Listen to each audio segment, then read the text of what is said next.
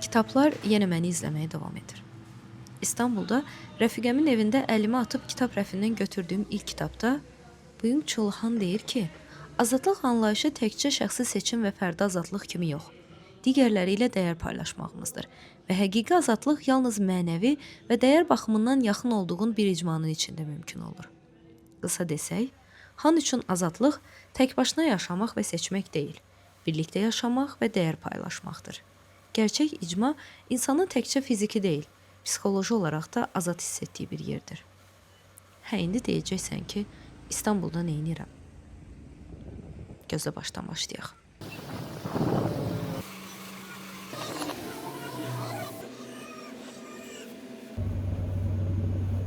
Mənim adım Zeynəbdir. Azərbaycanlı 27 yaşlı jurnalist. Hər gün gözümü ölkəmdəki xəbərlərlə açıram. Jurnalistlərin həbsi, baş verən ədalətsizliklər, millətimin üzləşdiyi çətinliklər. Bəs mənim əlimdən nə gəlir? Heç nə. Artıq bir ildir ki, Gürcüstanda, Tbilisidə yaşayıram. Gürcülər də artıq bir ildir ki, davamlı etirazlar edirlər.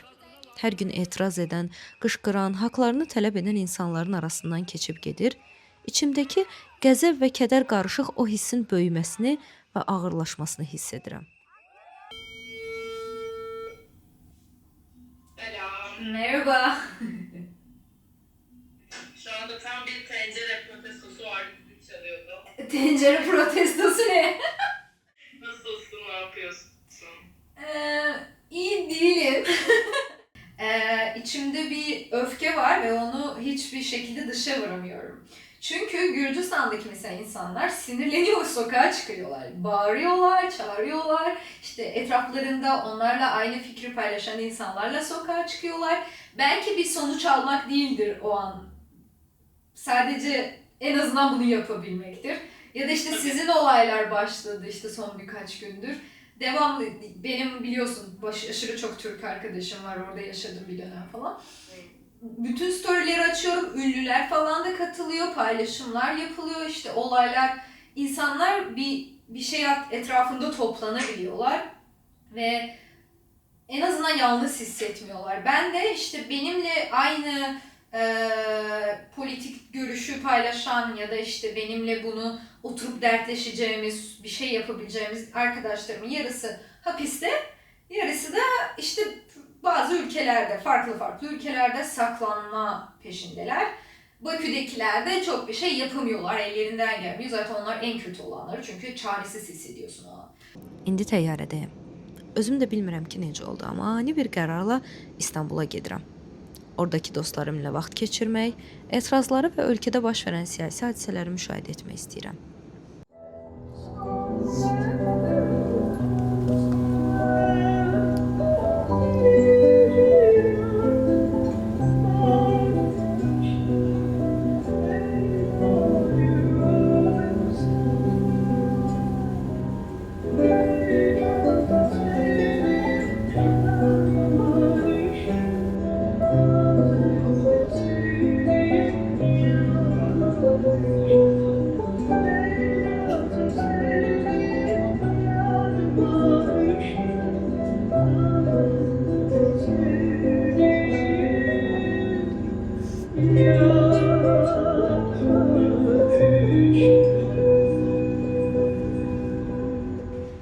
İstanbulun yeri qəlbimdə çox ayrıdır.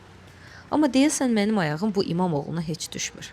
Mən ilk dəfə təhsil üçün 2019-cu ildə bura gələndə də elə o vaxtlardan başı bəlada olan Əkrəm İmamoğlu İstanbul Bələdiyyəsinə seçilmiş, seçki iqtidar tərəfindən qəbul olunmadığı üçün təkrar seçkiyə çağırılmışdı.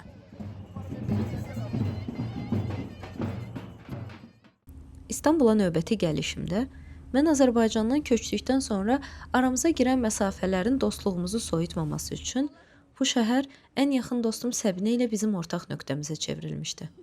Birincidən fərqli olaraq artıq buraları tanıyır, dünyada çoxlu ölkə və şəhərlər gəzmiş, İstanbul qədər heç birini sevmədikdən sonra bu şəhərin qədrini daha gözəl anlamış halda qayıtmışdım bura.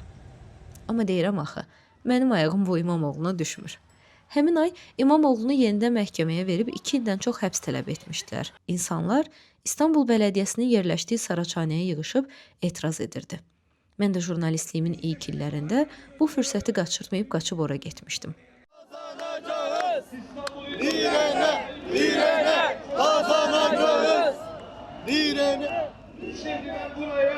İndi 2025-ci ildir. Bu dəfə İmamoğlu haqqında həbs qərarı açıqlandı. İnsanlar etiraz üçün yığışanda artıq onu aparmışdılar. Bu dəfəki aksiyalar da daha şiddətli keçdi. Bura gəlmək, Dənizgil ilə vaxt keçirmək, aksiyalara getmək, olanları müşahidə etmək xoşuma gəlirdi. Elə İstanbuldakı ilk günümdə Dəniz məni dostları ilə tanış elədi. Onlar bir yerə yığışıb birlikdə yaşayır, ölkədəki boykota dəstək olmaq üçün alış-veriş etməkdən çəkinirlər. Boykot uygulaması mı varmış? Aynen boykot.co Şöyle diye boykotla bir app şey diye bir var. şey var. Oradan şey yapıp. Yapılıyor mu bu? Çok iyi fikir.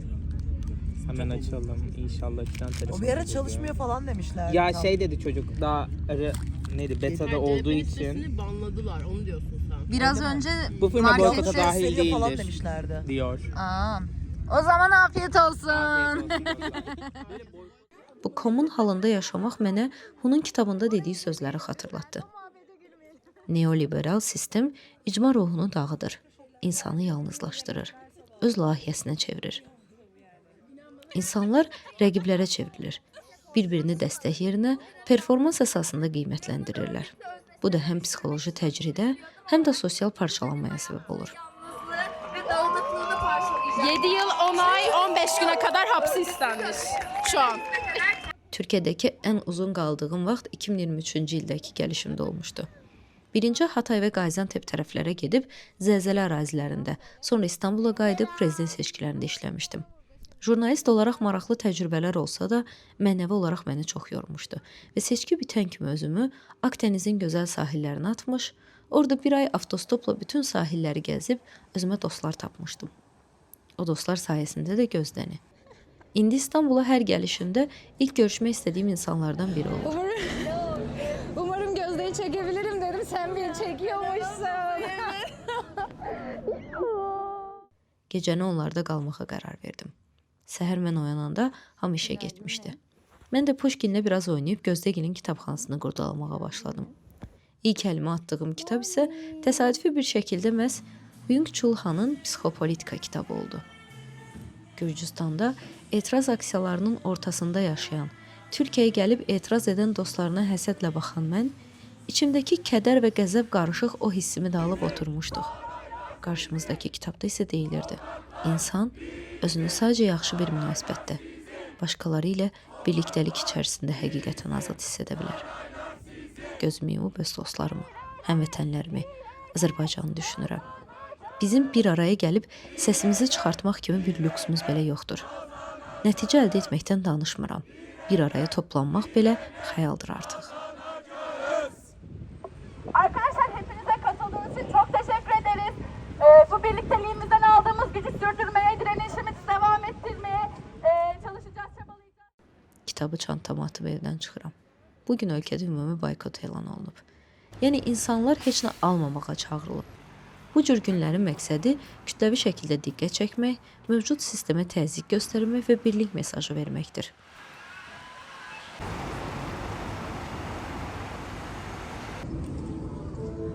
Merhaba. Videoyu çekiyorum. Sorun değil umarım. Nasılsınız? İyiyim. Bir değişiklik hissediyor musunuz bugün? Genel olarak mı? Ya bugüne boykot dediler ama her yer dolu. Yok be, bende sakin. Var mı fark? Var. Ha. Boykot edenler var. Gelip böyle boykot edeceğiz deyip oturanlar var. Ne yapıyorlar gelip o Oturuyor. zaman? Ha bir şey içmeden, yemeden mi? Aynen öyle. Türkiyəyə gələndə anladım ki, mənim ekstrovert, söhbət etməyi sevən xarakterim İstanbulda özünü çox xoşbəxt hiss edir. Çünki burada hər yaşdan, hər düşüncədən insanla söhbət etmək şansım var. Digər ölkələrdə isə bu ingilis dilini bilən daha çox gənc insanlarla mümkün olur və o ölkə haqqındakı baxışımı limitləyir. Zeynep'im 3 gün içinde şanlı Zeynep'im Zeynep'im Zeynep'im aldı Zeynep'im 7 bir köy içinde şanlı Zeynep. Benim arkadaşım arıyor beni devamlı. Buradalarmış. Tamam. Festival Bakayım parktayım komünist yoldaşlara. Yok yok. Festival parktayım yazmış. Şurası mı festival? AKP'li amcamla geliyorum yazıyor mu? Amca kısmını abi buldum AKP'li. AKP. Bizde abi Ona- yok ya. Bizde mesela onu Büyük mesela herkes mi direkten amca? aynen büyük herkes amca diyoruz Azerice'de. Sonra hatırlıyorum dur burada abi abla var mı? AKP'li kısmı. AKP'li. AK Parti diyelim var ya. AKP'li AK Parti aynı Onlar şey bize değil mi? AKP derler, biz AK Parti deriz. Bu dəfəki gəlişimdə ən maraqlı tanışlıqlarımdan biri Yasin abi idi. İlk dəfə AK Partini dəstəkləyən, söhbət etməyə bu qədər açıq biri ilə tanış olmuşdum. Özdə mitinqə dostlarımın yanına getdiyim vapurda. Hello Zeynep. Hoş geldin kanka. Yani bu memleketin %52'si AK Partili. Siz bana böyle çok özel biriymişim gibi davranıyorsunuz. Çünkü konuşmuyor hiçbiri. Konuşuyorum ben, söyleyeyim. İşte onu demeye çalışıyorum. AK Parti'de Mesela konuşmayan size- insanlar sizin gibi bilinçli olmuyor. Mesela Konuşmuyorlar. şunu söyleyebilirim size. Bu hani sağ olun Ya başta kameradan yadınız. Yok korkuyorlar, ben hiç fanatik korkmuyorum. oluyorlar. Mesela şunu söyleyebilirim. AK Partililer bunu genelde söylemezler.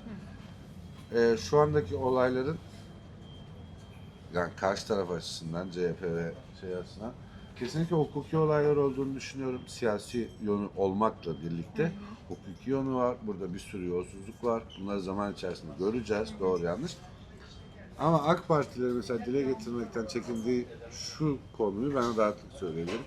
Benzer birçok olay AK Parti belediyelerinde de var.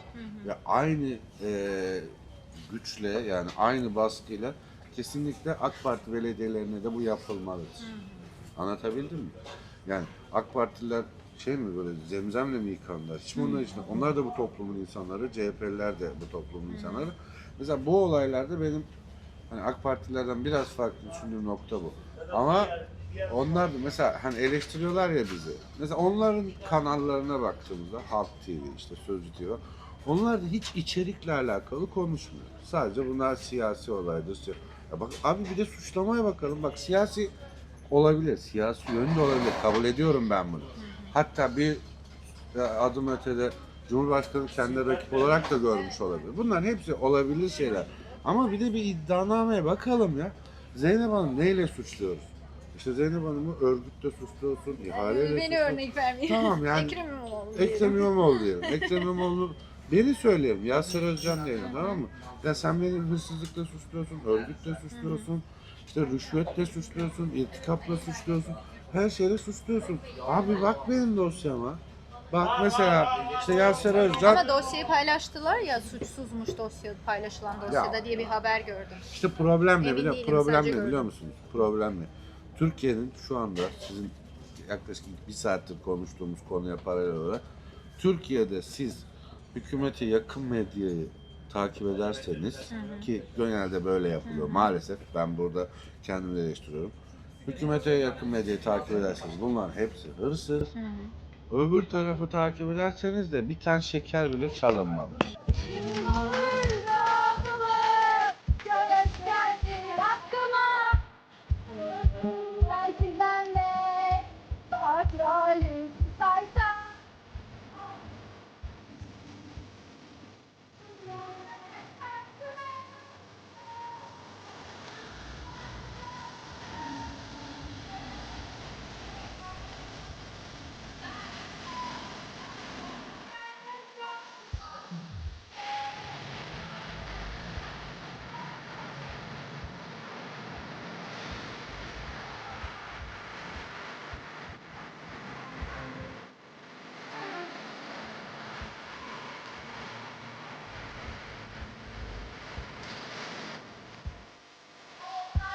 Bir de hep vururlar şarkıma.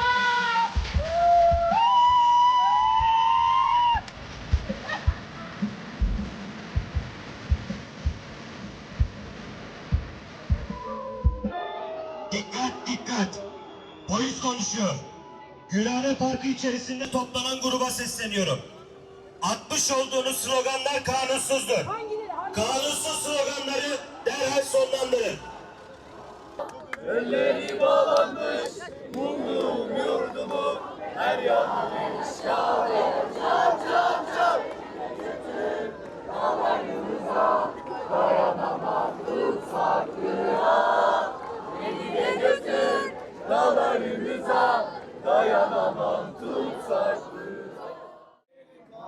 Ha tamam. İyi hadi kendine iyi bak.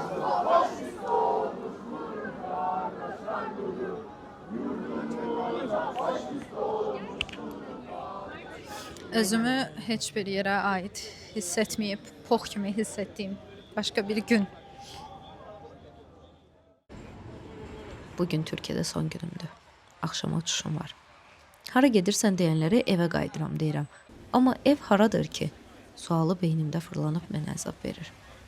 Türkiyəyə gəlib dostlarımın yanında olmaq, bir icmanın içində onlarla birlikdə mahnı oxumaq, qışqırmaq mənə yaxşı hiss etdirdi. Amma rahatladımmı? Məncə bu sualın cavabı bəllidir. İçimdəki o qəzəb və kədərin qarışığı olan hissi də özümlə birlikdə gəzdirdim. Hətta Gürcüstandan, Serbiyadan, Moldovadan gördüyü xəbərlərdən sonra buradakı gəncləri görəndə daha da şiddətləndi içimdəki qəzəb də, kədər də. Dostlarımızın azadlığa buraxıldığı, jurnalist olaraq öz ölkəmdə, Azərbaycanda işləyə biləcəyim, istəyəndə mahnı oxuyacaq, istəyəndə qışqıracaq, dostlarımla birlikdə bir evə toplanıb, birlikdə yeməklər bişirəcəyim günlərin xəyalı ilə təyyarəyə çatmağa çalışıram.